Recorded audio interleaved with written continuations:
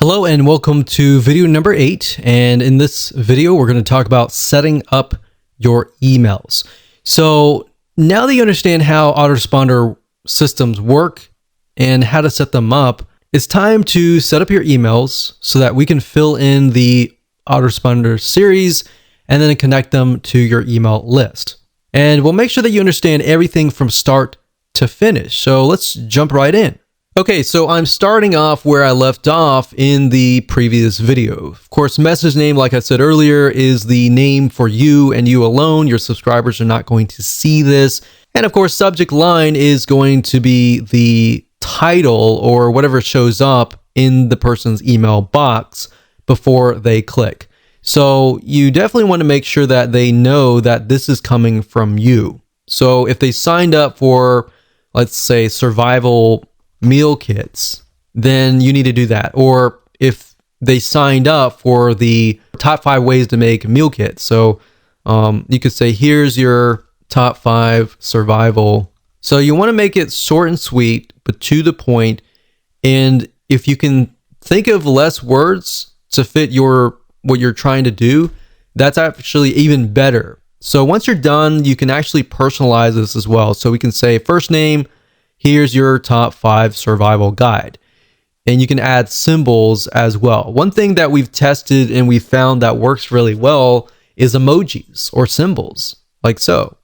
A lot of emails, you'll notice they don't have a lot of emojis or symbols. So if you can add them, that will actually get people's attention. Now, you don't want to do it too much and overdo it, but that's there if you need it. And then we'll click on next step. Now it's at this point you can decide what you want to do next. You can either choose pre-designed templates and make it pretty, or you can simply go straight to plain text, which basically means there is not really going to be any graphics or anything. It's just going to be plain with links, or you could do HTML editor.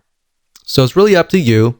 If you're just starting out, I would highly recommend that you choose one of these templates because they look really nice. And unfortunately, people do judge you by what they receive. Now, it really depends on your audience. If they really just want the content and they want the report. Now, keep in mind that if you are trying to track if somebody actually opened the email or not, you definitely need to use the HTML code editor. The plain text editor doesn't really track that information. But what it does track is if somebody clicks on your link. Because what happens with the HTML code, they'll insert like an image. And if somebody opens like their email on their phone, it'll load that image and it'll trigger the stats to let you know that, oh, this person actually opened their emails. So that's just something to think about when you get started. Because if you only do plain text emails and you do a search on how many people actually opened your email and read it, the data is not really going to be there. All right. So that's why that is important. So let's say, for example, that we're going to go through here. So we got creative agencies, arts, education, financial services, online marketing. So since we're dealing with food in this case, we could select something like this. Now, one thing that I have noticed with a lot of email service providers is that if you insert way too many images, that can actually impact you negatively. Because if you think about a lot of spam email, they tend to contain a lot of images and very few words. So you definitely want to keep a balance of words and images. And you also want to think about, is this going to look right in somebody's email inbox if they're using a mobile device or if they're using a Mac? And there's many different types of resolutions, PC, Macs, mobile devices, tablets, and all of that. So selecting a template is actually very easy. You just point and click and you can get it done. For the sake of simplicity, I'm going to choose HTML code editor. Now, this might look a little bit daunting, but it really is not. If you click on show WYSIWYG, WYSIWYG is what you see is what you get. And what that means is it's an editor and what you see is literally what you get. And it's kind of like a Microsoft Word processor. You could say, hey, and you personalize this, so you can do first name. Now, this is only going to work if you are actually accepting their first name and last name on your form. If you're only accepting their email address and you put this here, it'll actually say, hey, friend, or even hey NA. And you don't want that, the NA part. So if you're not doing that, just say hey. But this personalized button here allows you to personalize your email. So you can do first name, last name, email.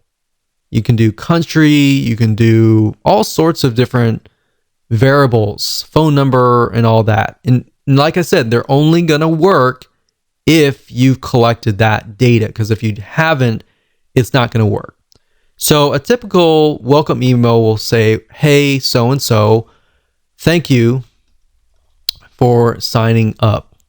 Here is the free report or software or ebook or checklist. Now, if you're following what we talked about earlier with just the emails, you can say, thank you for signing up. Here's the top number 1 or top number 4 way to create your own survival meal kit.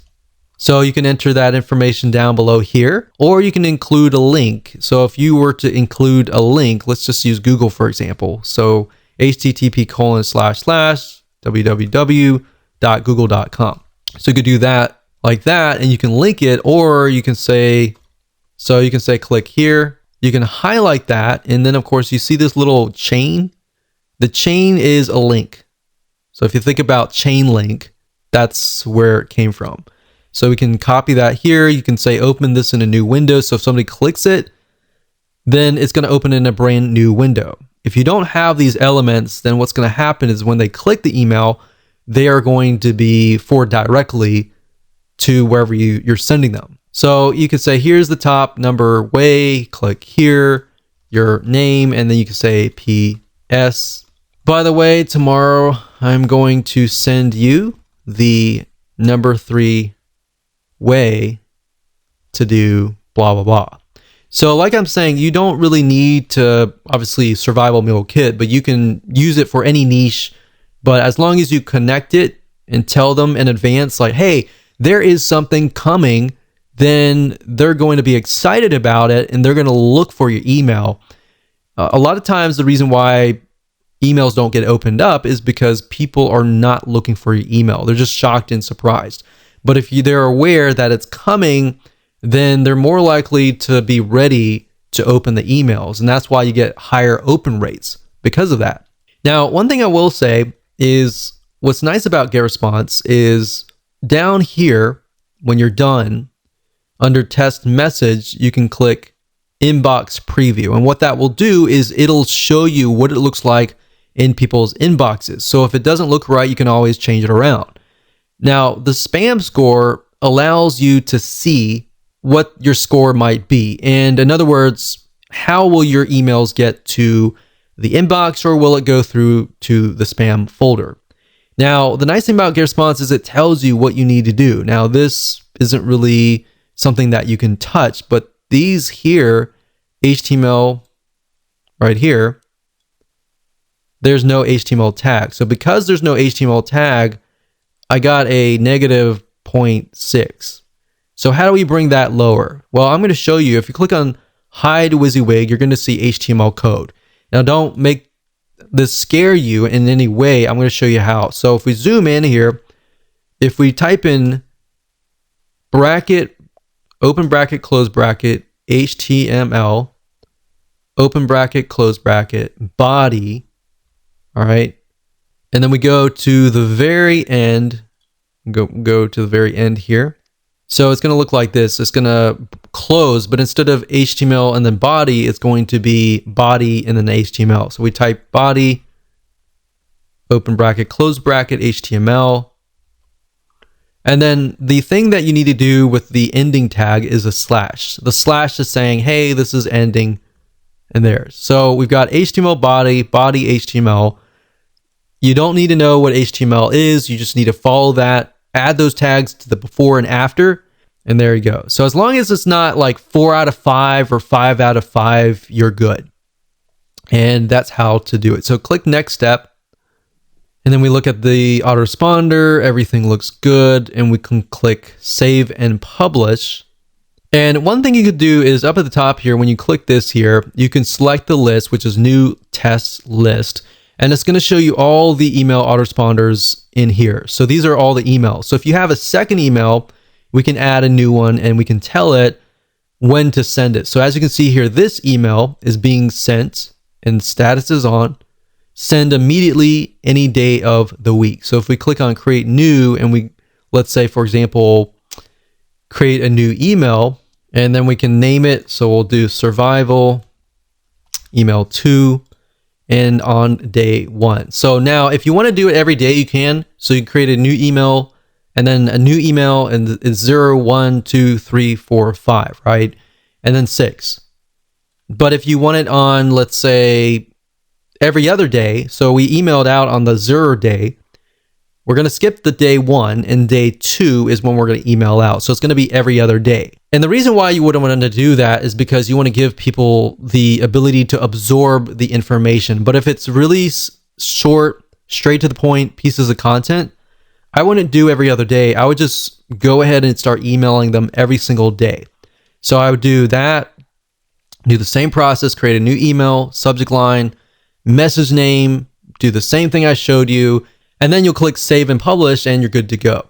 Now that you have set up your autoresponder system, you can set up your web forms. In other words, web forms are forms that allow you to collect people's emails and their names and get them onto your email list. Now, keep in mind that a lot of you may not need to do this, especially if you're using a landing page creation system like Lead Pages or something else that connects to GetResponse or your autoresponder system through API. If you're doing it that way, you're not going to really need to know how to do this. You only need to know how to do this if you're not using those systems. Now, at the same time, if you don't know how to do this and you've never done this before, I would highly recommend that you actually watch this video so that you have a better understanding of how things work, because there will come a time where you may need to set this up. So with that said, let's jump on over to getresponse.com and I'm going to show you how to set up a web form. Okay, so to create a form, all you need to do is go to this forms and surveys. So click on this and you're going to see manage forms. Next thing is click on create form. And then of course you'll have the ability to create a form. So you can either use the list builder wizard, as you can see here. So this is a variety of different forms. You can create newsletter signups, free course signups, different types of purposes too, like leave feedback forms, Facebook forms, blank forms, order forms, and more. So it's not just web forms, there are all sorts of different forms. But for this purpose today, and in this particular video, we're going to focus on sign up forms. So we're going to click on newsletter sign up. And even though this information has like nonprofit organization, it doesn't necessarily mean that you have to use that logo. As long as you see something that you like, you can pick it and you can change the graphics, you can change the background, and of course you can change the text. So if we scroll down and we find something that maybe fits our design of our website in our landing page, let's do something like this. Use this template. So now at this point, if you select the items, you can actually change them. So this is a different logo, so we could change it to our own logo, click image, and of course go through the process of finding either a logo or clicking my images and finding your logo. Now, for the sake of simplicity, I try to keep my web forms very simplistic. The text should say something like, sign up for this free report, free ebook, free checklist, the top 5 ways to create a survival meal kit kind of deal.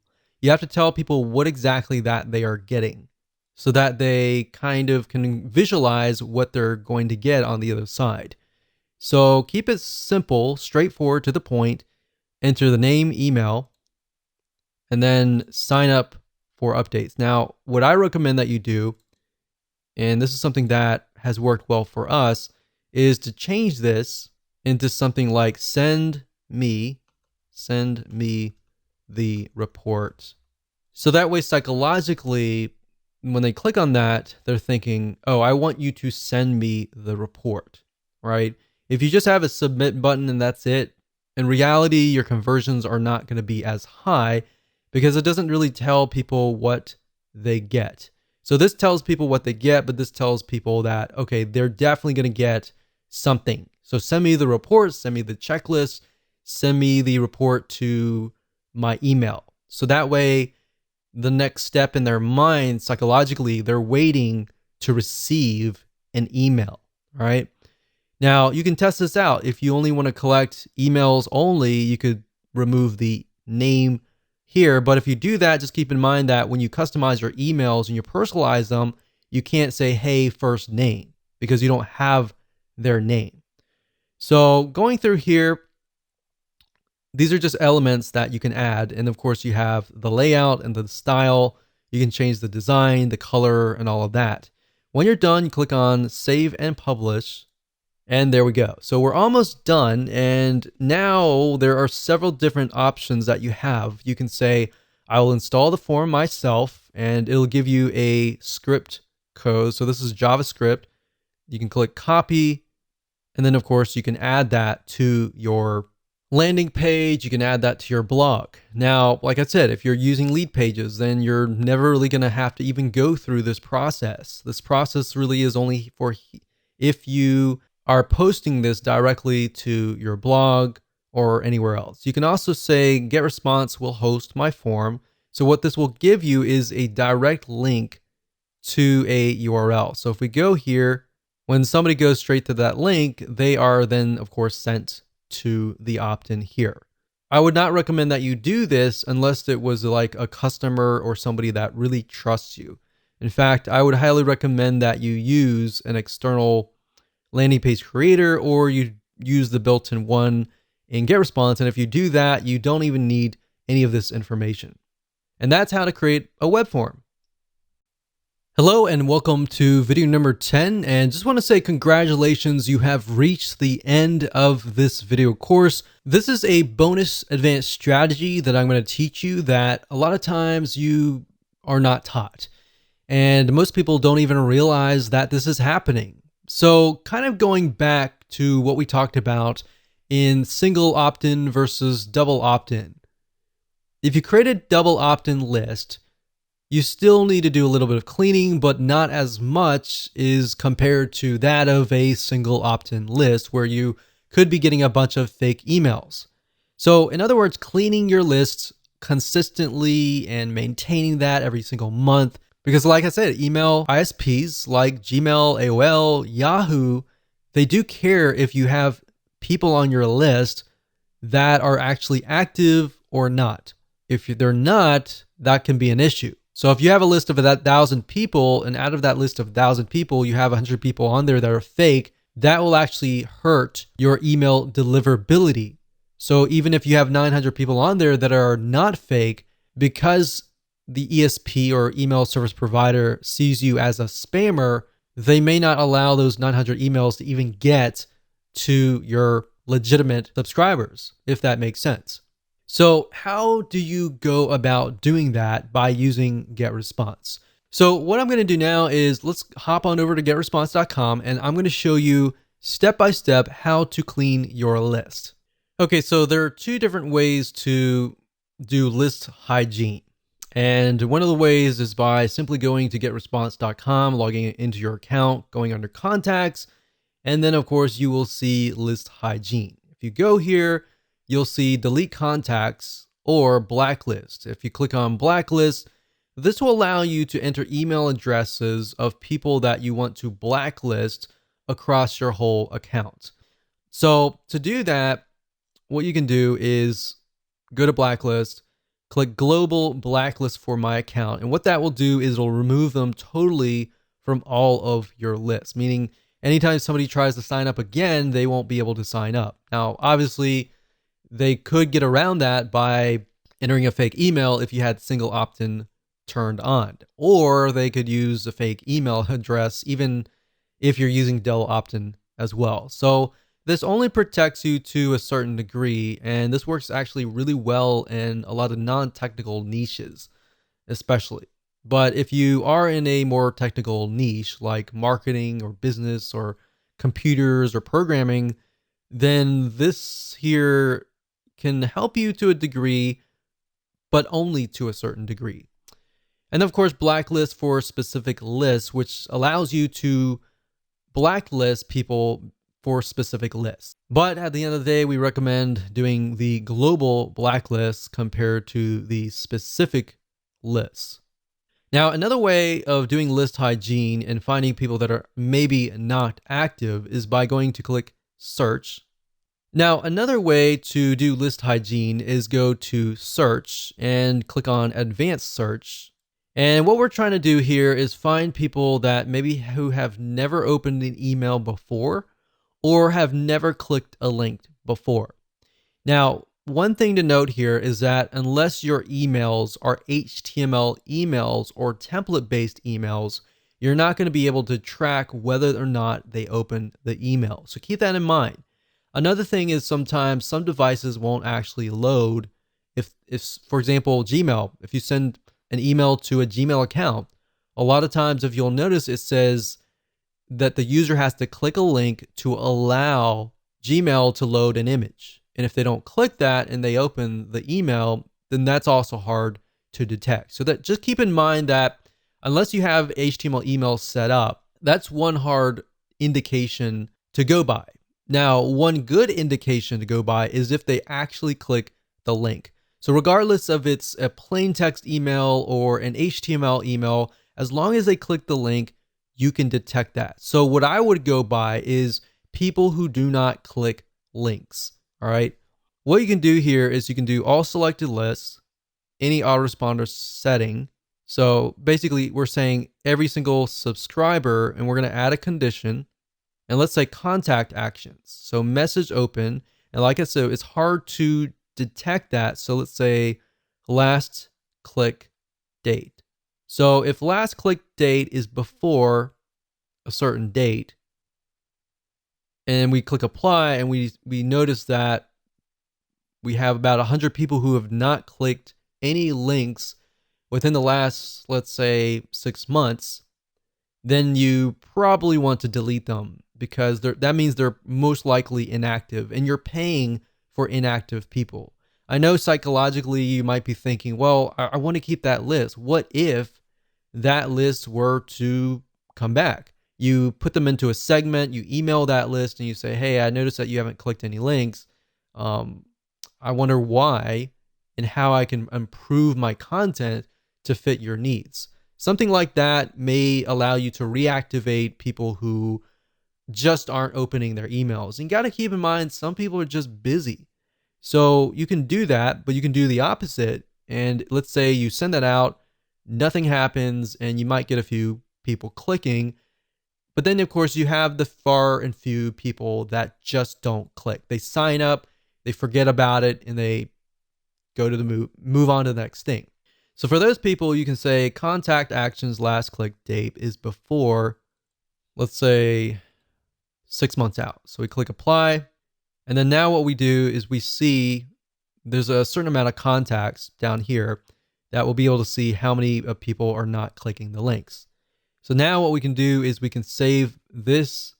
We can click this here, this email address, and we can save it as a segment, and then we can email that segment. There are many different ways of doing this, but you really need to get creative and just think about, okay, what signifies somebody who is not active? And if they're not active, I shouldn't be paying for them on my list. And number two, believe it or not, they will actually harm your list. So if you have a list of 1,000 people and only 10% are actually clicking through, or worse, only 1% are clicking through, then because it's a bigger list, you have a smaller amount of percentage. And as you're emailing out, the email service provider will analyze how many people are actually clicking your links. Now, let's say you have 900 people out of that list that are just inactive. So you delete all those 900 people, and then you are left with 100 people. But let's say those 50 out of the 100 people were clicking anyways. Now you've narrowed it down from a very small percentage down to 50% open rate. and 50% click-through rate. So maybe a higher open rate, a larger 50% click-through rate. And that is why you need to clean your list.